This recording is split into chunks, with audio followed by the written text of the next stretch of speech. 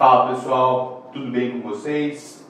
Hoje a gente está produzindo um vídeo bem legal para entender questões relativas à prova da Unicamp, certo?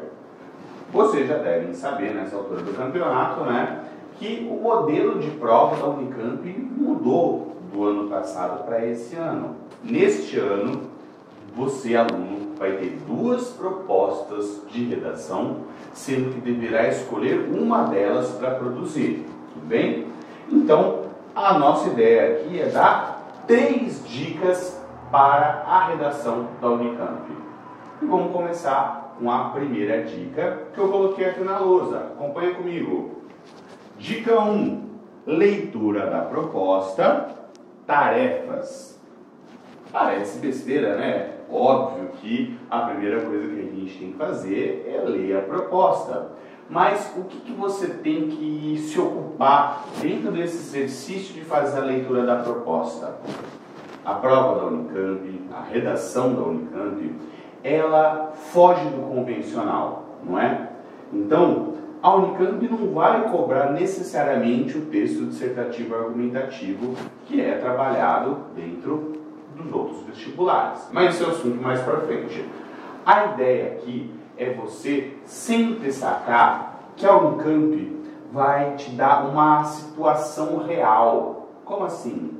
A Unicamp vai falar para você se colocar na posição de determinado indivíduo e aí você desenvolve a sua redação dentro dessa perspectiva. A Unicamp já falou para você se colocar no lugar de um aluno de ensino médio que tem que realizar determinadas atividades. Ou então, colocou uma situação em que você é líder de associação de bairro ou algo parecido. Então, a leitura da proposta é muito importante para você sacar qual é o universo em que eu tenho que me colocar. E dentro disso, observar quais são as tarefas que eu tenho que cumprir. A prova da Unicamp, então, vai te colocar numa situação em que você tem que realizar, em que você tem que cumprir determinadas tarefas. Qual é o lado bom da Unicamp? Ela sempre vai destacar essas tarefas. Normalmente elas vêm em negrito para que você saiba qual que é a sua obrigatoriedade, qual que é a tarefa que você tem que cumprir. Vou dar um exemplo para você. O Unicamp falou lá, coloque-se na situação do líder de uma associação de bairro que deve enviar uma carta para o prefeito cobrando melhorias nas vias do bairro, fazendo sugestões para que essa reforma saia da maneira adequada. Então, quais serão as minhas tarefas? Fazer a cobrança para o prefeito e dar ideias de como ela pode ser feita. Bem? Então, primeira dica, observe quais são as tarefas a serem realizadas. Bora para a próxima dica. Próxima dica importante para você ter esse sucesso no Unicamp. Pensar no gênero, tudo bem? Quando eu estou falando de gênero, eu não estou falando de masculino e feminino. Estou falando de gênero textual. Como eu já disse, a Unicamp varia os gêneros, né? Cada ano eu tenho gêneros diferentes atuando aqui dentro da Unicamp. E é um diferencial da prova em que você vai ter que pensar naqueles gêneros que você estudou ao longo da sua vida na escola.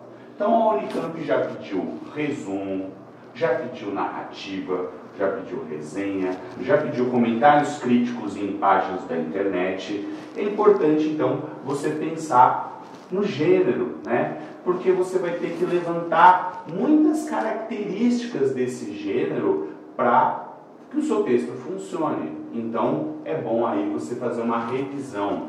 Como que funciona um resumo? Como que funciona uma resenha? Quais são os aspectos importantes de uma narrativa, de uma fábula? Minha dica, procure aí provas passadas da Unicamp.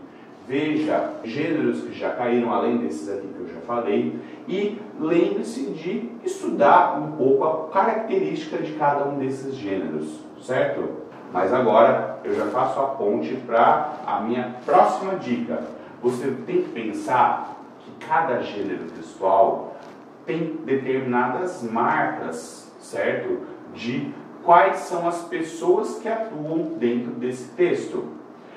Se você, por exemplo, é o líder de uma associação de bairro e vai mandar a carta para um prefeito, a carta vai ter várias marcas dentro dela que marcam quem é você e para quem essa carta vai ser destinada. Você, por exemplo, no começo da carta, vai ter que deixar marcas como excelentíssimo prefeito, que são próprias desse gênero. Então, quando você for fazer o estudo de cada gênero, você vai observar essa questão. Quais são as marcas de linguagem que cada gênero vai ter? E agora essa é a ponte para a minha próxima dica. Minha última dica é exatamente essa, uma questão importantíssima na Unicamp, a interlocução. O que é a interlocução? É a capacidade que você tem dentro de um texto de demonstrar quem você é e para quem você está falando. Explicando melhor, toda forma de comunicação na qual um texto se inclui, pensa em dois pontos, em dois sujeitos principais dentro desse processo. Quem produz a mensagem e quem recebe a mensagem. Às vezes essas duas pessoas são a mesma, por exemplo, um diário pessoal, em que você escreve para você mesmo. Mas a questão aqui na interlocução é exatamente essa. Toda comunicação pensa nesses dois polos. E determinados gêneros têm marcas de interlocução e outros gêneros não têm marca de interlocução. Exemplo que eu dei agora há pouco, uma carta. Você na sua carta tem que se apresentar. Então tem a marca de interlocução que mostra quem você é. E a sua carta é destinada para alguém. Logo, existem marcas de interlocução que dizem para quem você escreve. Perfeito. Então, nesse caso, quando você vai escrever esse gênero carta, você tem marcas de interlocução que precisam estar na sua redação. Mas se você vai escrever um resumo se coloca como um gênero em que não existe pessoalidade, em que você não utiliza a primeira pessoa, esses elementos que você já deve ter estudado na escola. Logo, em um resumo, você não vai ter marcas de interlocução clara, tudo bem? Então, a interlocução é importante para a sua prova e você deve pensá-la desta forma. Quais são as marcas que eu tenho que pôr? Ou então, será que cabe marcas de interlocução dentro do meu gênero? E pensando nessa questão, vamos para um bônus. O nosso bônus está muito relacionado com a questão da interlocução, que é o quê? A questão da linguagem aqui dentro. Vamos pensar. A minha interlocução trabalha com a perspectiva de para quem estou escrevendo, né? Então, mesmo que o meu gênero não tenha marcas de expressão, marcas de interlocução muito bem fixadas, eu sempre tenho que adequar a minha linguagem ao meu público-alvo. Às vezes, eu vou ter que escrever um gênero resumo que não tem marcas de interlocução, mas a minha proposta deixou claro de que o meu resumo será lido por estudantes do ensino médio. Então, para que haja coerência na sua interlocução, você vai ter que utilizar uma linguagem que seja adequada para estudantes de ensino médio. Uma linguagem clara, simples, né? Óbvio. Não poderemos trabalhar com desvios da norma culta, né? Você sempre tem que manter a sua linguagem dentro de um padrão mínimo. Mas vai ser aqui uma questão a ser abordada. Pensa comigo que lá em 2012, 2013, a Unicamp produziu uma proposta em que o aluno deveria escrever um comentário na página da MTV, a Music Television, que é um canal de televisão jovem.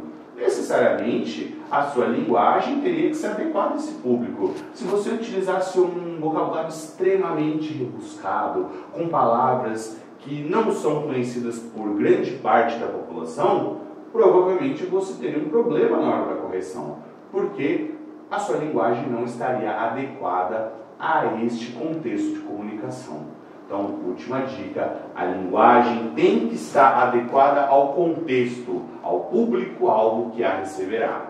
Tudo bem? Então, pessoal, ainda dá tempo de treinar. Se você quiser escrever alguns textos, produzir e se sentir um pouco mais fortalecido nessa reta final, eu tenho o meu curso de redação voltado para propostas do modelo Unicamp na plataforma Vestibular. São 4 propostas no total e você tem o direito de fazer a escrita, eu corrijo, e aí você pode fazer uma reescrita que também será corrigida. Eu estou deixando o link para o curso aqui na descrição do vídeo, tá? Então, estou esperando vocês. Boas produções, boa prova e até mais.